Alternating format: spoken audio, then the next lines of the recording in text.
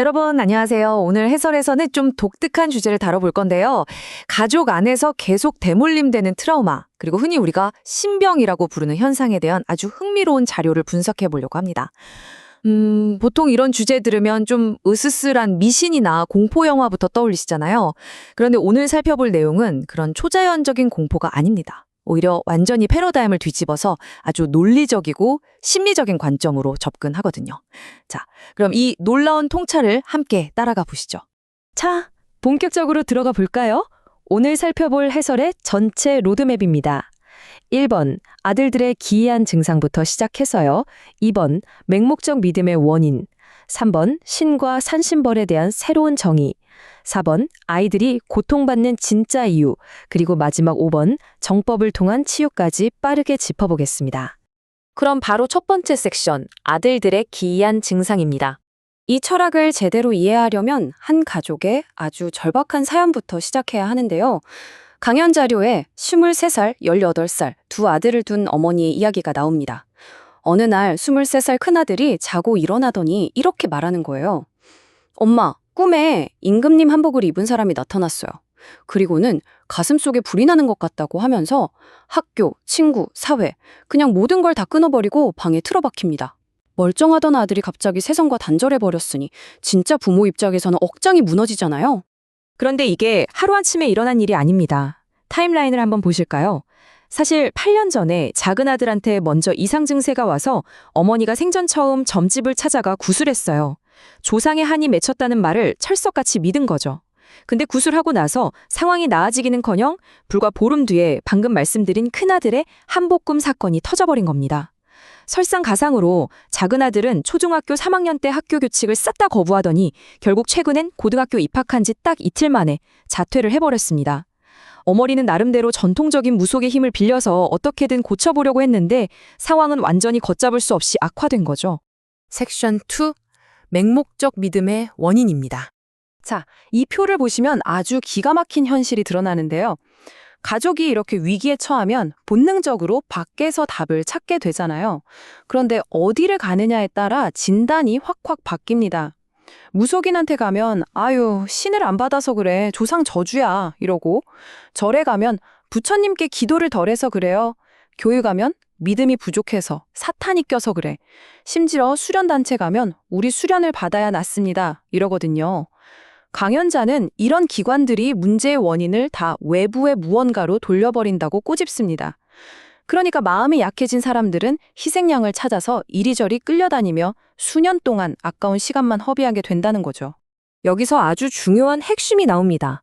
우리가 고통받는 진짜 이유요, 외부의 저주 같은 게 아니라 바로 내 안에 확고한 지식과 내면의 질량이 텅 비어있기 때문이라는 겁니다. 내가 갖춘 게 없으니까 다련히 약해질 수밖에 없고, 누가 옆에서 이거 다 귀신 때문이야 하고 흔들어대면 갈대처럼 휙휙 흔들리는 거죠. 즉, 맹목적인 믿음에 빠지는 근본 원인은 철저하게 나의 무지함에 있다는 겁니다. 섹션 3. 신과 산신벌, 영적 기운의 새로운 정의입니다. 이쯤 되면 그럼 영적인 존재를 아예 부정하는 거냐 하실 텐데 아닙니다. 존재는 인정하되 그 역할을 완전히 다르게 봅니다. 우리에게 내려오는 신이나 기운은 공포영화에 나오는 그런 무서운 저주가 아닙니다. 이건 곧 잠재력이고 재능이에요. 작가한테는 글을 잘 쓰는 글문 도사가, 의사한테는 사람을 살리는 양명이, 연예인한테는 대중을 홀리는 한량신이 작용한다는 겁니다. 심지어 불경이나 성경을 술술 읽어내려가는 것도 다 그에 맞는 재능의 기운이 온 거라고 설명하죠. 한마디로 영적인 기운은 우릴 괴롭히려는 게 아니라 각자의 재능을 꽃피워서 세상에 쓰이게 하려는 엄청난 에너지라는 거예요. 그럼 우리가 흔히 무서워하는 산신벌은 대체 뭘까요? 묘를 잘못 써서 받는 끔찍한 저주? 절대 아닙니다. 자료에서는 산신벌을 이렇게 정의합니다. 자연이 우리한테 제발 성장하고 공부해라 하고 이끄는데 우리가 그걸 똥고집을 부리며 거부할 때 가해지는 강력한 밀어붙임이라는 거죠. 네, 무서운 저주가 아니라 깨어나라고 등짝을 스매싱하는 일종의 자연의 전술적인 알람 같은 겁니다. 근데 여기서 진짜 기가 막히고 도발적인 질문이 하나 나옵니다. 고집 부리고 반항하는 건 부모인데 왜 애꿎은 아이들이 신에게 맞고 병이 드는 걸까요? 이 질문이 바로 오늘 해설의 가장 충격적인 전환점입니다. 섹션 4. 아이들이 고통받는 진짜 이유입니다. 여기 아주 뼈 때리는 문장이 있습니다. 네가 맞으면 너 혼자 아프고 말지만 네 새끼를 때리면 죽기보다 더 아프지 않느냐. 확 와닿으시죠? 자연의 기운이 굳이 아이들을 겨냥하는 전술적인 이유가 바로 이겁니다. 부모는 자기 몸 아픈 건 웬만하면 미련하게 참고 견뎌요. 그런데 내 자식이 아프고 고통받는 걸 보면 억장이 무너지고 어떻게든 살려보려고 그때서야 움직이잖아요. 부모를 진짜로 깨닫고 행동하게 만들려고 가장 아킬레스건인 자식을 건드린다는 아주 맵고도 슬픈 통찰입니다. 여기서 고집이라는 단어가 아주 중요하게 등장합니다. 이 강연에서 말하는 고집은요, 그냥 좀 고집 세다 정도가 아니라 새로운 길을 받아들이거나 변화하기를 극도로 거부하는 위험한 태도를 말합니다. 특히 누군가 논리적으로 납득할 수 있게 설명해주지 않으면 절대 안 굽히는 강한 자아에서 나오죠. 그러니까 가족한테 이렇게 극단적인 트라우마가 터졌다는 건 그 집안이 평범한 수준을 넘어서서 아주 뼈대 깊고 지독한 고집을 가졌다는 걸 의미하는 겁니다. 그러니까 여기서 가장 중요한 포인트는 이겁니다. 아이가 겪는 저 기이한 증상과 고통은 사실 부모의 변화를 촉발하기 위한 알람, 즉 메커니즘일 뿐입니다. 진짜로 병들어 있고 고쳐야 할 환자는 누구죠? 네. 아이를 보며 가슴 찢어지는 바로 부모입니다. 부모의 그 쥐독한 무지와 고집을 깨부수기 위해서 아이가 스스로를 희생해가며 온몸으로 경고하고 있다는 것.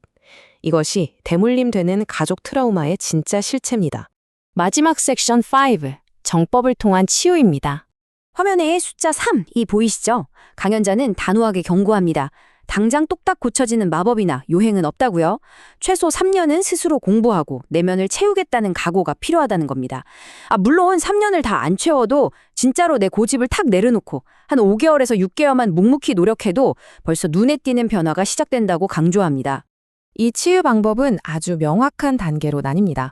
첫째, 엇나가는 아이를 내 맘대로 고치려고 드는 거 당장 멈추세요. 둘째, 내가 얼마나 무지했고 고집스러웠는지 뼈저리게 인정하는 겁니다. 셋째, 진리의 지식을 스펀지처럼 흡수하고 공부에 전념하세요. 마지막 넷째, 이게 진짜 신기한 건데요.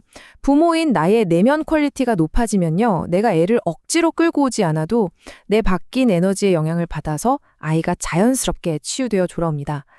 나 하나가 변하면 내 주위의 에너지, 심지어 영적인 기운들까지 다 나에 맞게 맑아진다는 강력한 원리죠.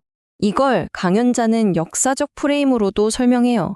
예전처럼 우리가 무지해서 무조건 산에 가서 비나이다 비나이다 하던 선천시대는 이제 끝났다는 겁니다. 지금은 정보가 널려있고 마음만 먹으면 배울 수 있는 후천시대잖아요.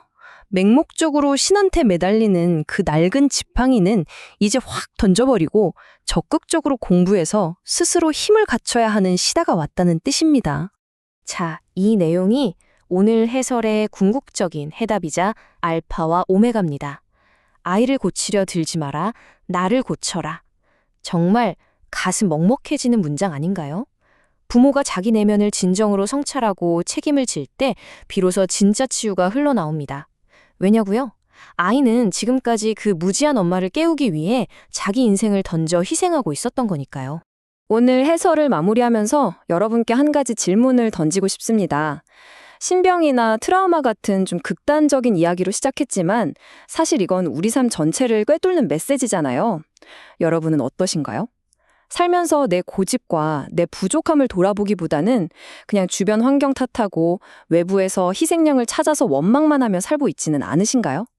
한 번쯤 깊게 생각해 볼 문제인 것 같습니다. 함께 해주셔서 감사합니다.